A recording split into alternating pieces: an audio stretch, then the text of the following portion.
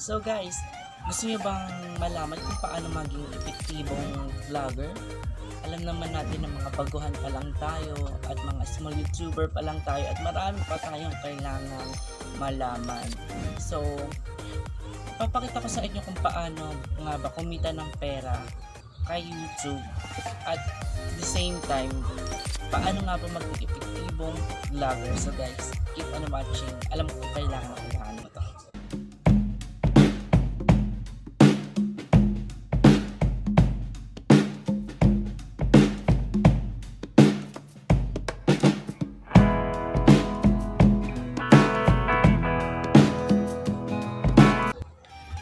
So, ayun na nga. Itong 5 ways na to is para kumita ka ng pera at the same time para maging epektibong vlogger ka. So, unang-una, kailangan mong malaman. Kailangan may konsiderasyon ka. So, konsiderasyon, ano nga bang konsiderasyon? So, pag-intindi, pag-alala sa mga bagay o sa madaling salita, meron kang pagtanggap sa mga pagkakamali man yan o pagtama. So, ibig sabihin, pag gumawa ka ng isang video, kailangan may konsiderasyon ka. Tama ba to? Kailangan epektibo ba to? Kailangan makakatch ba natin attention ng mga manonood? So, syempre, sa panahon ngayon, pinipili nila may matututo kung saan may i-share din nila yung thoughts. Kasi basically, itong YouTube na to is nagiging educational based din siya eh. So, kailangan yung mga ibinibigay nating information is learnings din para sa kanila. So, pangalawa, ano nga ba yung pangalawa? So, inspirasyon. So, ano nga ba yung inspirasyon? May humuhubog sa iyong isip o damdamin na matiwasay at may puso. So yun, kapag meron ka nitong inspirasyon, magagawa mo yung isang bagay na may puso, magagawa mo siya ng epektibo. Kasi kung binabasta-basta mo lang yan, kung nilalaro-laro mo lang yan ng walang isip at puso, so paano nila mararamdaman yung pinapadating mo sa kanila? So, hindi lang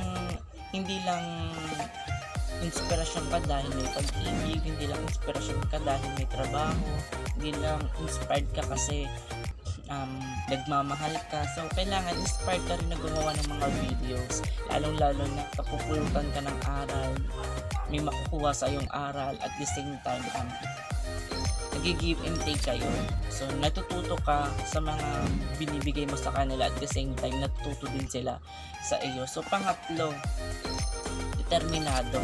So, bakit determinado? So, kailangan magpasya ka sa mga tuntunin o hindi ka nagdadalawang isip na gawin yung isang bagay, nagsisikap. So, pag gumawa ka ng isang video, kailangan ngayon, alam mo na yung content mo. Kailangan nakafocus ka sa content na gagawin mo ngayon, hindi bukas, hindi susunod na araw. Halimbawa, ako kasi, nag-isip ako ng content. Halimbawa, pagkatapos nito, tapos mamayang gabi, pag wala naman akong ginagawa, mag-iisip na ako ng content niyan para kinabukasan. Para naman, hindi hassle. Kung ngayon ka gagawa, syempre, oras din yung tumatakbo.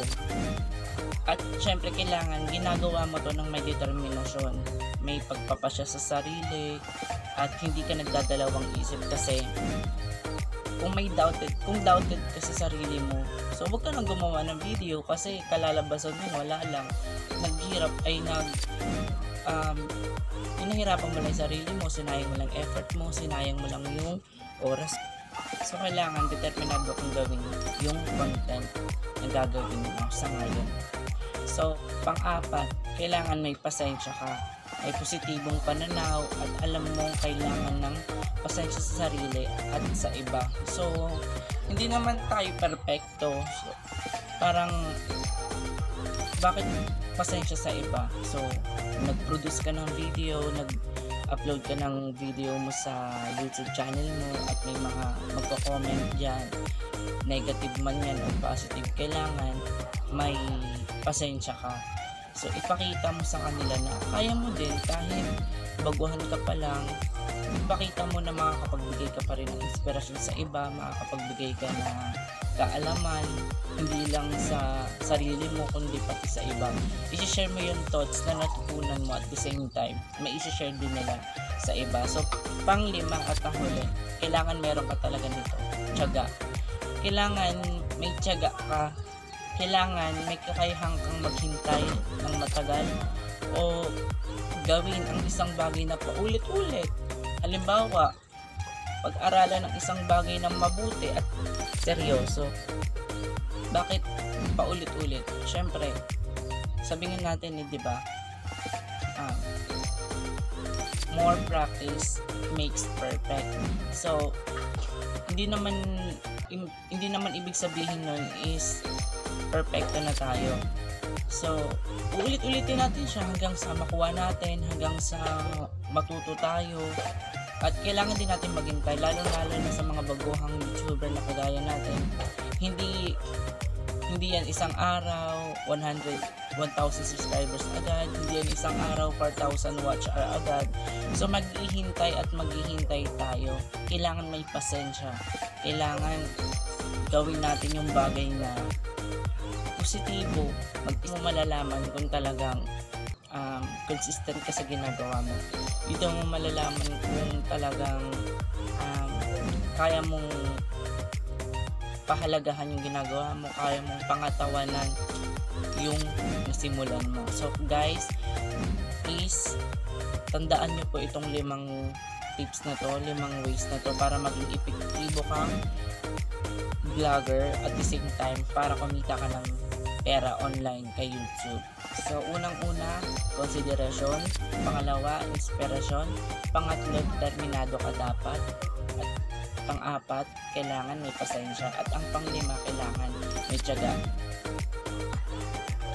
So guys, I hope na sana may natutunan ulit kayo aral sa akin, lalo na sa mga small YouTuber dyan. Please support each other to grow, help us to grow. So God bless guys, stay at home at maraming salamat. Kung nagustuhan nyo po ang aking video, so please subscribe at hit the notification bell para naman updated kayo sa aking mga videos.